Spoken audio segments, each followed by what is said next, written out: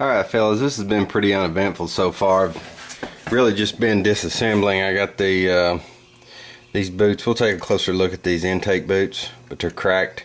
Got both of those loose. I got my preheater tubes off of it. Now these preheater tubes, you guys out there in the warmer climates, you probably won't need them. But here in Kentucky, where it gets cold in the winter, this thing will totally just sweat till water runs all over the engine. That's not optimal conditions. So I use the preheater tubes. I want to point out to you, you can see this rust right here. That's why I put that louver. Just look, that louver right there on the deck lid. Let me grab my light here. That's why I put that louver on. Look at the breather base. That oxidation and stuff, that went in behind the air filter on this breather base. It goes right on top of the carburetor. We'll look at that when we put everything back together. But you don't need to be sucking rust and oxidation down into your engine ever. So that's why I put that louver on there. I'm gonna get all this cleaned up, and we'll get the intake boots changed out.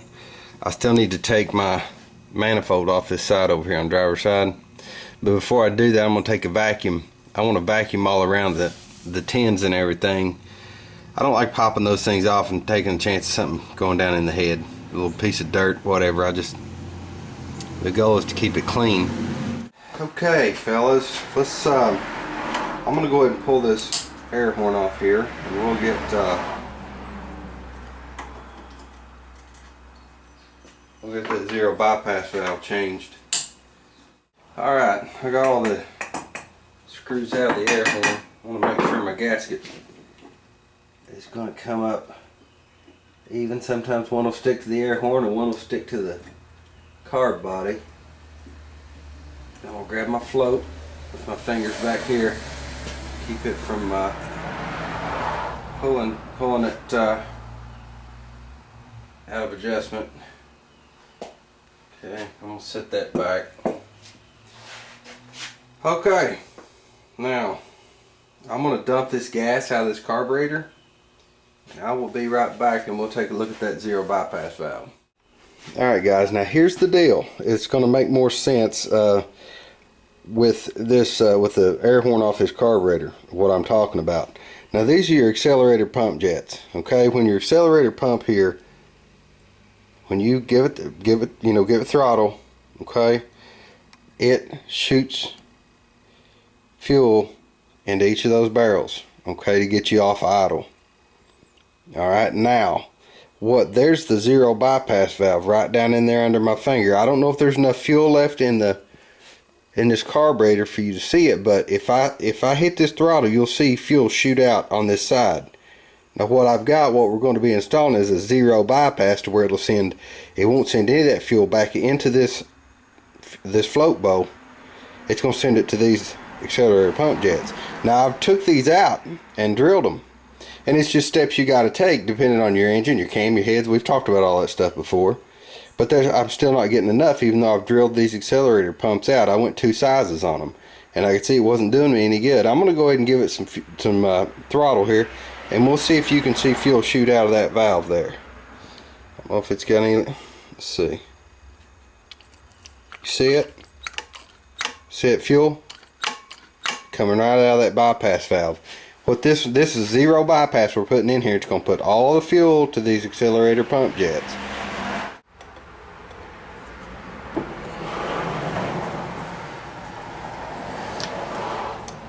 Wouldn't be nearly as big a job, fellas, if I didn't. I better get a pair of pliers.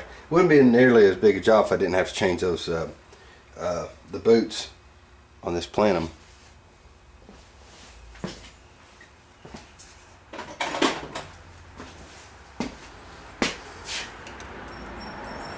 Okay, there's our valve. Okay, I want to show you, fellas. I want to show you what's going on here. Now with this one, you have an orifice right there on the side. Okay, and you saw fuel shooting out of there. This zero bypass, you don't have one. It's sending every bit of it where you need it. Okay, there's a zero bypass valve installed. I'm going to take this and put it in my jet kit. You never know when you're going to need the carb parts, but yeah, that's it. We got the zero bypass valve in there. I explained the opening up the jets. I'm hoping this is gonna do what I need it to do. I'm pretty confident in it. But let's take a look at those intake boots. Alright fellas, here's the intake boots. See how dry, cracked they were?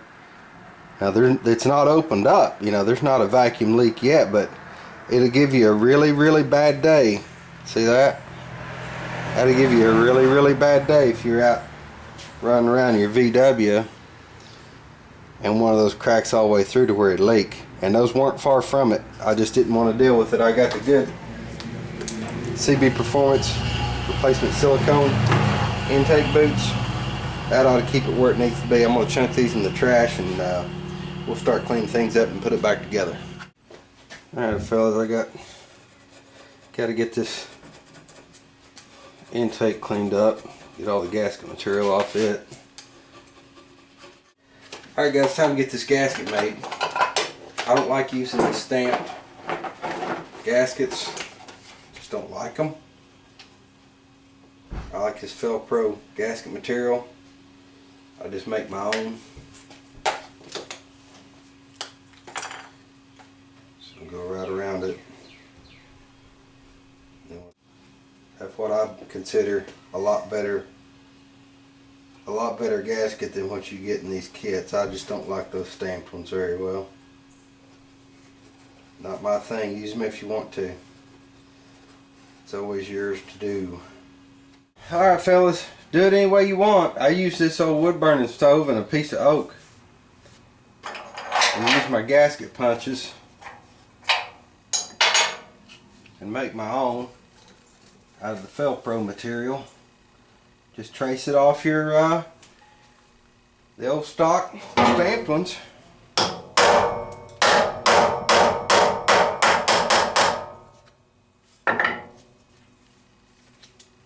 And there it is. Let's go ahead and punch out one of these we're both to the head. Go ahead and punch this guy out. I use the wood because you'd wreck your punches on anything hard. They wouldn't be sharp very long if you didn't use something. But this wood, you know, a piece of oak is firm enough to do the trick without tearing up your gasket punch. I just don't like those stamped jobs, guys. The stamped metal gaskets, just don't care for them. It's just my thing. Everybody's different, I guess, you know, but I'd much rather take the time to make one of that Velcro gasket material than I would use that stamped one. So there's your gasket. Let's start putting things together. Okay guys, let's put the carbon plenum on this side over here. Already got I got one clamp back here, got my silicone boot on it, got this clamp over here. Let's just go ahead and, okay, we got it ran up on there, and I've got it on the case stud right here. Just make sure you line that up when you throw that through there. This process is going to be a little bit different because of this ignition system. This module, it makes it just a little bit aggravating because of where I had to mount it at to accommodate everything. I have to go ahead and put this on at this point and there's Allen screws that go in the sides of it, and I have to leave this loose to where I can work that back to get those screws tight. It's not a normal situation, but it's what I have to do here. After I get the ignition module on it, then I can get my clamps tightened up. Alright guys, I got the head all cleaned up, got the surface clean. I want to put this gasket on it and we'll install the driver's side intake manifold here. Alright fellas, I went ahead and slipped the intake on. I haven't put the nuts on it yet. I got it in the boot here. Okay, I haven't tightened any of this up yet. Not even this center bolt right here. It's all loose. And the reason I'm doing that is because I want to get these preheaters in place. I tell you what, I'm going to unplug this wire and take it around. But anyway, I don't want that too close to that preheater. What it is, you need a little wiggle room when you're putting those preheaters on. Once I get the preheaters in there, I put the gaskets on those and just run the bolts down through there. I'm not even going to tighten those down. I'm just going to get them in place, put the gaskets on it, there's nuts and bolts. Then I'm going to I'm going to put the nuts on the intake manifold, and I'm going to tighten this up, and I'm going to tighten my boots down. Okay? And that's, and the simple reason for that, this is just the way I do it. If I tighten these down right now, okay, and I start to tighten this down and it starts moving things in place, I've had these things get stress on them before. That's just a tip from me to you. Do it any way you want. Obviously, it's, you know, that's just the way I think about it. Okay. So I'm going to go ahead. Let me get this. I'm going to unplug this and run that right around this way. I don't want it near that. I just don't want it near that preheater. I think it's a bad idea. Get that module plugged right back in. Okay. Yeah. Move this wire up out of the way temporarily. Now I can get my preheaters in here.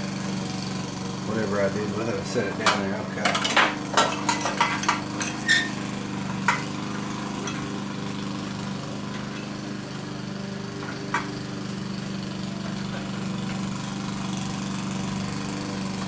See, I have to pull that up, wiggle that in there in place. Now, if that was all tightened down, that would be just another thing in the way. That's my reasoning. Go ahead and get this gasket, nuts and bolts, and we'll do the other side. These things, experience is a really good teacher. You have to, as best you can, get the same amount of torque on these by hand, and it's it's a bit of a pain, but it is what it is, you know. You deal with it. Okay, get just a little bit more on this one, and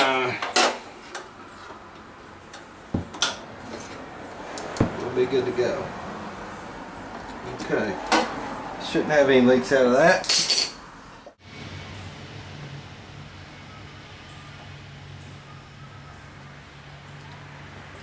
Okay fellas, it's time to get the air cleaner base. Put it on the carburetor. Got it all cleaned up. Guys, this seems to be running pretty good. I'm gonna let it finish warming up. I haven't run this thing in forever, and drive a little bit more, see what I think about it. But yeah, I think we got a success here. Well, guys, there it is. I'm done for the day. I'm gonna clean up my tools, close the lid on the garage, and we'll do something tomorrow. It's getting there. It's pretty good. I'm pretty happy with it. But there's always work to be done on these old Volkswagens, so we'll get started on a little something else later.